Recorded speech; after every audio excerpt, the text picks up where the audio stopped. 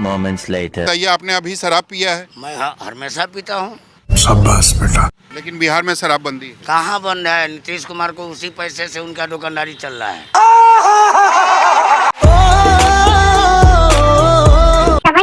Committee नमस्कार प्रणाम। खैनी बनावे से हो गई परेशान। ई ठंडा केहू के जिए ना दी और नहीं मुए दी। ससुरा बीचे में जमा के रख दी। तो चला शुरू करा थानी। पतरी कमरिया हिला के। अरे वाह वाह, पतरी कमरिया हिला के। हमू देख रहे तो ही खाली नहीं देख रहे कि हिल रहे, हमू देख रहे हिला रहे। पतरी कमरिया न्यू जलवा देखा के।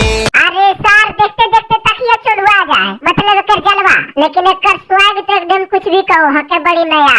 दो घूट कोची कहानी फिर से बोली तो? अरे दो घूट मतलब? दो घूट मुझे भी पिला दे। 2 घूट पीने के बाद का नतीजा। सरकार से आपकी क्या क्या समस्या है? हाँ सर। हेलो। अरे सरकार से आपकी क्या क्या समस्या है? बोलिए। यहाँ क्या मतलब? अगला आदमी बोलेगा तब ना हम बोलेंगे। दो